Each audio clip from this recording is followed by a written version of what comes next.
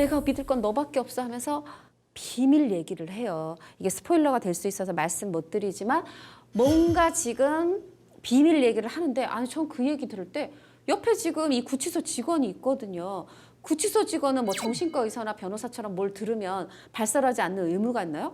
아니 저렇게 직원 놓고 막 얘기해도 되나? 그런 생각이 좀 들었거든요. 이거 비밀 지켜줄 수 있는 건가요?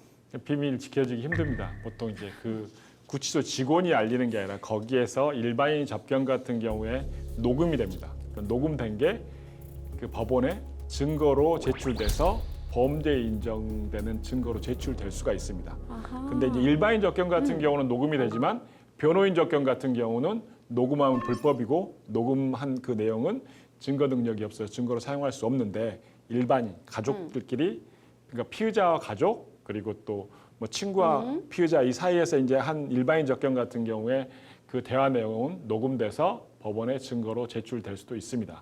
보통 이제 여기서 구치소 많이 나오잖아요. 네. 일반적으로 이제 구치소하고 교도소를 구분 못 하시는 분들이 가끔 있는 것 같아요. 저도 그런 것 같은데요. 구치소 같은 경우는 통상적으로 형이 확정 안 된 사람들, 미결수가 있는 곳이 이것이고. 구치소이고 교도소는 형이 확정된 사람들이 땅땅땅 그 뒤에. 그렇게 있는데 교도소가 구치소 역할을 하는 경우도 있습니다.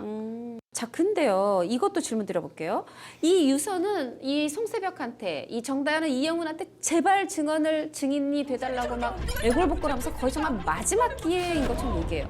혹시 다른 생각하고 계신 건 아니죠? 정말 이 마지막 공판 기일이라는 게 지나면 더 이상 기회가 없는 건가요? 그러니까 지금 같은 경우는 이제 항소심이잖아요. 네. 보통 재판이 1심, 2심, 3심. 그러니까 지금 같은 경우에서는 내용 같은 경우는 2심, 항소심에서 마지막 공판 기일이기 때문에 마지막 기회라고 하는 것 같은데 일견타당한 얘기입니다. 보통 1심, 2심은 사실심이고 3심은 대법원에서 하는 3심은 법률심이라고 해서 1심, 2심 같은 경우에서 자료가 수집된 거를 대법원에서는 공판 기일도 열리지 않고 법률적인 판단만 합니다. 그런데 네. 지금 항소심인데 2심인데 2심의 마지막 공판 기일에 그 기회가 마지막으로 주어졌다고 볼 수 있는 거잖아요. 그렇죠. 그렇기 때문에 거의 마지막 기회라고 볼 수 있는 게 어느 정도는 맞습니다. 그렇죠. 1심, 2심은 재판이 있는데 대법원은 법리심이라서 이게 재판이 열리지 않으니까 정말 이 정다현 입장에서는 마지막 이 막 동아줄을 잡는 느낌, 마지막 희망의 끈을 잡는 느낌이 있었겠네요. 그죠. 그때 마지막 공판 기일이기 때문에 보통 이제 민사 재판 같은 경우는 보통 변론 기일이 열리고 그리고 마지막 변론 기일에 변론을 종결하고 선고 기일을 잡습니다. 네.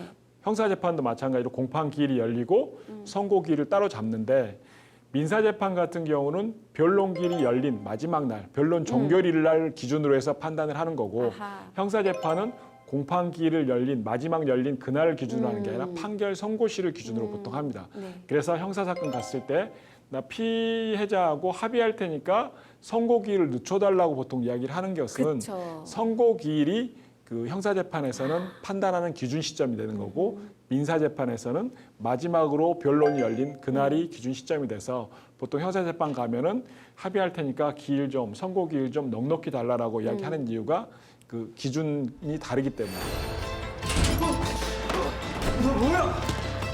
송새벽의 아내가 죽을 당시에 유일한 목격자기도 하죠. 이 장혁진 씨 관련 질문하다 드려볼게요. 이 사람이 이 박상민 씨죠. 법원에 가더니 사건 번호 띡띡띡 얘기해줬더니 법원 직원이 아, 그 사건이요 하고 막 얘기해줘요. 이게 현실에서 가능한 얘기예요? 현실에서는 불가능합니다. 아하. 저희들 같은 경우도 어떤 분이 와서 사건 번호를 말하고 이거에 대해서 알려달라고 말을 하면 단지 이제 사건이 어느 정도 진행되는지만 알아볼 수가 있는 거지 그 사건 내용을 파악하는 건 불가능합니다. 아하. 변호사로 선임돼서 그 기록을 열람 등사를 해야지만이 가능한데 그 사건의 일반적인 내용을 파악하는 방법은 상식적으로 알아둬야 되는 게 그 포털 사이트 있잖아요. 네. 거기에 들어가서 나의 사건 검색을 치시고 거기에 들어가시면 법원을 고를 수가 있고 예를 들어 2018 가합 하면 2018 고르고 가합을 고르고 그다음에 사건 번호 당사자 넣고 하면? 넣으면 이제 사건의 일반적인 진행 내용 공판기일이 언제 열리는지 민사 같은 게 변론기일이 언제 열리는지의 대강적인 내용은 나오지만 사건의 내용은 파악하기가 굉장히 어렵다. 불가능하다고 봐야 됩니다. 알겠습니다. 나의 사건 검색 기억하시고요. 물론 이제 검색할 일이 없으셔야 되겠지만 자, 지금 우리가 사건 번호 이런 얘기를 하는데 이 사건 번호 어떻게 달리는 거야? 방금도 뭐 가합 뭐 이런 말이 좀 설명해 주시죠. 그러니까 사건 번호를 그냥 간단하게 말하면 그 사건의 이름이라고 생각하면 됩니다. 예를 들어서 서울중앙지방법원 2019 뭐 가합 그리고 1, 2, 3, 4 뭐 당사자 A라고 한다고 하면 서울중앙지방법원에 2019니까 2019년도에 접수된 가합 가는 민사입니다. 가나다면은 민사입니다. 가합이면 합의부 사건, 가단이면 단독 사건, 그리고 1, 2, 3, 4는 접수된 사건 번호의 순서 그겁니다. 그리고 이제 형사 사건 같은 경우는 서울중앙지방법원 2018 고단, 고합, 고노도. 민사는 고노도. 가나다, 형사는 고노도. 가나다 민사구나. 고노도 형사구나. 요 정도 정리하면 될 것 같고요.